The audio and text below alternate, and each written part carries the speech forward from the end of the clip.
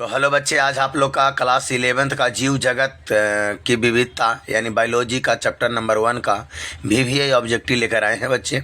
एक बार ध्यान से सुने, ज़्यादा ऑब्जेक्टिव नहीं है, मात्र 42 क्वेश्चन है बच्चे, और इसी में से परीक्षा में पूछने की संभावना एकदम 90% है बच्चे। तो याद रखें कितना, 90%। तो चलेंगे। सबसे पहले क्वेश्चन कह रहा है कि निम्नलिखित में कौन वर्गीकी संवर्ग का सही क्रम है। माने जो वर्गीकी जिसको हम लोग बोलते हैं टैक्सोमी, बच्चे इंग्लिश में टैक्सोमी यानी वर्गीकरण, जिसे वर्गीकरण का तो लिनियस किया था, तो लेकिन आखिर सही क्रम में कौन सा है, माने पहले कौन आया था, उसके बाद कौन आया था, उसके बाद कौन आया था। तो याद रखिएगा, सबसे पहले है जाति, ओकर बाद उसके वंश, ओकर बाद गण, ओकर बाद संघ, यानी सी जवाब होगा कैरेट। प्रश्न नंबर दूसरा क्या कह रहा है बच्चे, से समझेंगे। सबसे पहले निम्नलिखित में से शारीरिक खंडीभवन किस में पहले देखा गया।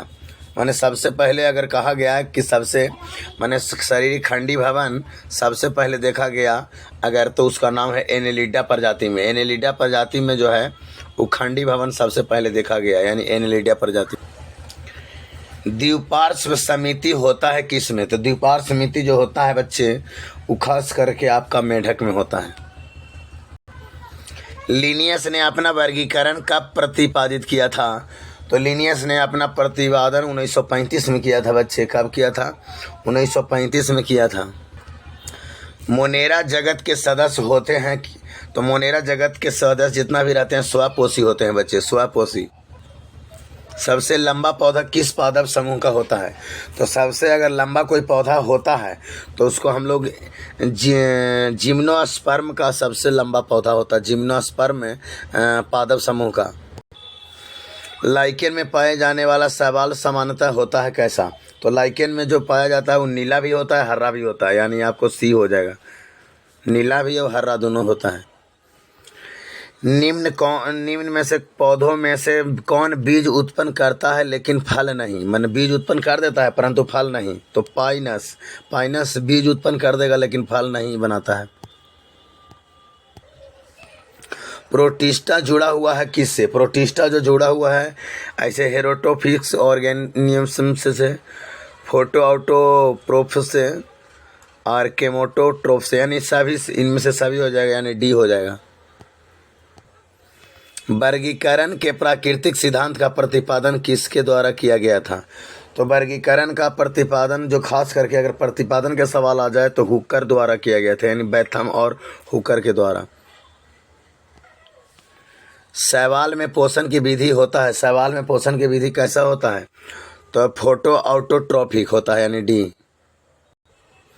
भारत का फुल फॉर्म है क्या, तो याद रखिएगा इसको हम लोग भारत का में जो यहाँ पर राना ट्रिगना बोला जाता है, और राना ट्रिगना आखिर है जो मेढक का वैज्ञानिक नाम है बच्चे। परीक्षा में ज़्यादा करके ये पूछता है कि मेढक का वैज्ञानिक नाम क्या है, तो राना ट्रिगना। किन प्राणियों में पौधों तथा जंतुओं दोनों के गुण पाए जाते हैं, तो याद रखिएगा यूग्लिना में दोनों पाए जाते हैं, पौधों के तथा जंतुओं के दोनों। चट्टान या पत्थर से सटे शैवाल कहलाते हैं, माने चट्टान और पत्थर से अगर जौन शैवाल सटे रहेगा इसको लेथोफाइटस बोलते हैं, यानी सी। कैंट्रोलेटिक वैकुली नहीं पाया जाता है किस में, तो इस याद रखिएगा ये खास करके अस्पोरोजोल में नहीं पाया जाता है। वायरस का आनुवांशिक पदार्थ हो सकता है, तो वायरस का आनुवांशिक पदार्थ जो होता है DNA या और RNA, ये दोनों होता है। प्रोटोजोआ में कैंट्रोलिक वैकस का उपयोग किया किस कार्य में होता है, तो याद रखिएगा ये जो होता है ऑस्मे रेगुलेशन में होता है। काबक यानी फंगी है क्या, तो काबक या फंगी जो है अपघातक है। 5 किंगडम क्लासिफिकेशन किसके द्वारा किया गया, तो याद रखिएगा ये जो है बच्चे आर विकेटर के द्वारा किया गया, यानी आर विकेटर के द्वारा किया गया। एक कोशिकीय प्राणी के लिए प्रोटिस्टा शब्द का प्रयोग किसने किया, तो याद रखिएगा हैकल ने किया। दुधवा राष्ट्रीय उद्यान कहाँ है, तो दुधवा राष्ट्रीय उद्यान उत्तर प्रदेश में है, यूपी। स्पॉन्ज में पाचन की विधि है, तो स्पॉन्ज में पाचन की विधि होता है दोनों, यानी अंतःकोशिकीय और अंतरकोशिकीय दोनों होता है। द्विनामकरण पद्धति किसने के द्वारा दिया गया? तो लिनियस के द्वारा दिया गया था, जिसको हम लोग द्विनाम पद्धति बोलते हैं। किसके द्वारा दिया गया? तो लिनियस के द्वारा दिया गया था। हालांकि लिनियर लिख दिया है, लिनियस होना चाहिए। मैक्रोमेशियम किसकी गुण है? तो मैक्रोमेशियम जो गुण है जो बच्चे को खास करके है एनेलिडा प्रजाति के। जंतु जो अंडे देते हैं उसे क्या कहते हैं? जो जंतु अंडे देते हैं उसको ओविफेरस यानी अंडज कहते हैं। थैलस हरा चपटा फीते के आकार का डॉर्विट्रेनल और डिथोकोमेस ब्रांचेड होता है। ये आपको खास करके होता है एरिक्सिया में। बेथम तथा हुकर ने अपनी पद्धति में, याद रखिएगा, एक द्विबीजपत्री के बाद रखा, माने दोनों को रखा था। एक बीजपत्री को द्विबीजपत्री के बाद रखा था, एक बीजपत्री के बाद द्विबीजपत्री के बाद रखा था। माने जैव विविधता क्यों आवश्यक है?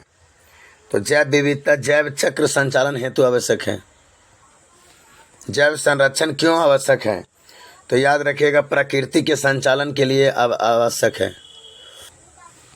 परितंत्र संचालित होता है, तो याद रखिएगा जैव विविधता से।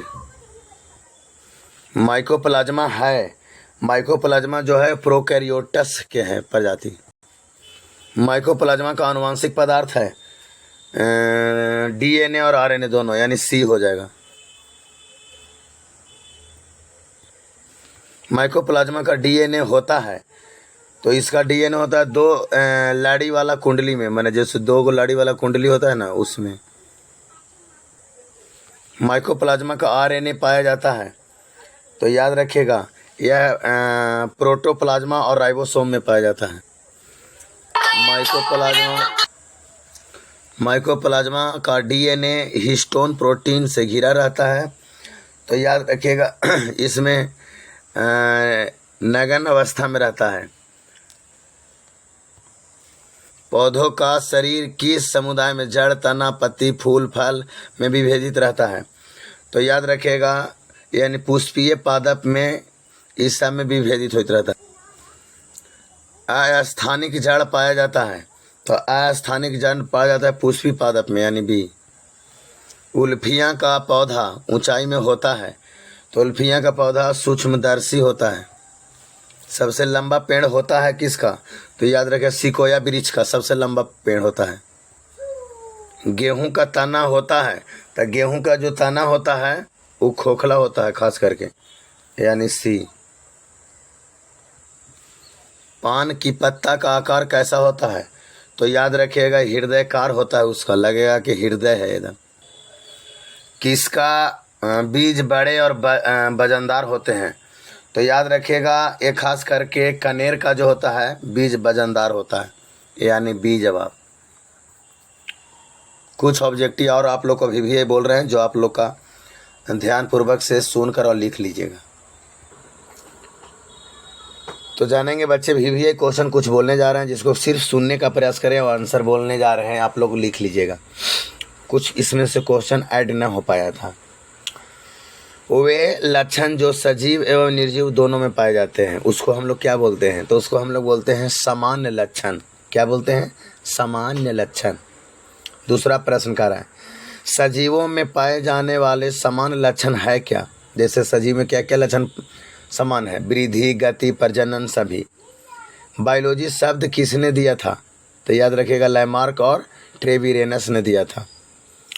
अगला है वे लक्षण जो केवल सजीव में पाए जाते हैं उसे क्या कहते हैं? विशिष्ट लक्षण उसको बोलते हैं हम लोग। क्या बोलते हैं? विशिष्ट लक्षण। सजीवों में पाए जाने वाले विशिष्ट लक्षण हैं कोची। तो उपापचय भी क्रिया होता है, संवेदनशीलता भी होता है, कोशिकीय संगठन भी होता है, यानी इनमें से सभी भी लिख सकते हैं। जीव विज्ञान के जनक किसे कहा गया है? अगला क्वेश्चन छठा, तो अरस्तु को कहा गया है।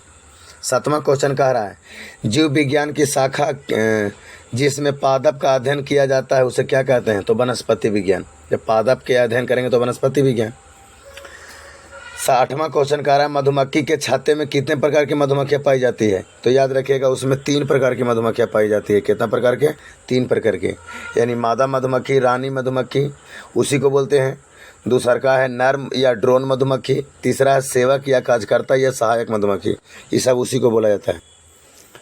याद रखिएगा 9 नंबर क्वेश्चन कर रहा है कि नर गधा और मादा घोड़ी को अगर संकरण कराते हैं तो क्या होगा? तो वह बच्चा खच्चर होगा। क्या होगा? खच्चर। अगला क्वेश्चन है कि प्रजनन क्षमता पाई जाती है किसमें? प्रजनन क्षमता नहीं पाई जाती है किसमें? तो किन्नर, खच्चर, सेवक मधुमक्खी, इस सब में नहीं पाई जाती है। पात्र निषेचन किस प्रकार की क्रिया है? तो जैविक क्रिया है। जैविक क्रिया किसे कहते हैं? जो शरीर के बाहर होता है।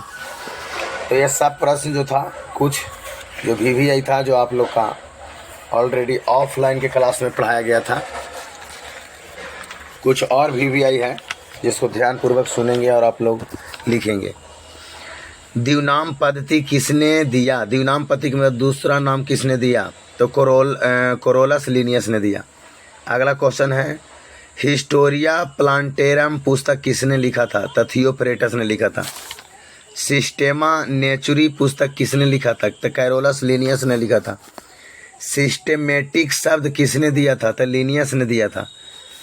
अगला है वर्गीकी पद किसने दिया था? तो एपीडी केडोल ने दिया था।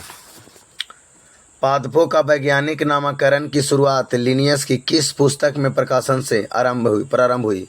तो स्पीसीज प्लांटेरियम से हुआ। ICBN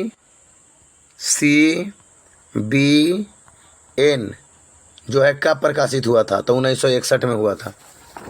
देखिए ICBN प्लांट के लिए होता है और ICZN अगर कहे तो एनिमल के लिए इसमें किताब है। टैक्सोनॉमी में पहला चरण क्या है? पहचान होता है। टैक्सोनॉमी में माने वर्गीकरण में सबसे पहले पहचान होता है। अधिकांश वनस्पति का नाम किस भाषा में लिखा गया है? तो लैटिन भाषा में। कौन सा भाषा में? लैटिन भाषा में। आर्विकेटर के 5 जगत वर्गीकरण में यूकैरियोटिक के कितने जगत हैं? तो 4 गो है। Protista, animalia, fungi, plantarum. द्विनाम पद्धति का पहला नाम क्या है? वंश नाम। क्या है? वंश नाम। अगला क्वेश्चन है आम का वैज्ञानिक नाम क्या है? तो मैंजीफेरा इंडिका। आलू का वैज्ञानिक नाम क्या है? तो सोलेनम टिबोरेसम। वर्गीकी का सबसे छोटी इकाई क्या है? तो जाति। समान गुणों वाली जातियों के मिलने से बनता है तो वंश। वर्गीकी संवर्ग का बढ़ता हुआ क्रम कौन है? तो पहले जाति होना चाहिए, उसके बाद वंश, उसके बाद कुल, उसके बाद गण। विशिष्ट गुणों वाले वंशों को रखा जाता है कोची में? तो संघ में। इंडियन बोटनिकल गार्डन स्थित है। मैंने इंडियन बोटनिकल गार्डन कहाँ है? तो कलकत्ता में है। वर्गीकरण का सबसे उच्च संवर्ग क्या है? तो जगत, जिसको इंग्लिश में किंगडम बोलते हैं। तो इतना प्रश्न जो हम मुंह से बोलें वो प्रश्न परीक्षा के लिए बहुत ज़्यादा VVI है। Thank you.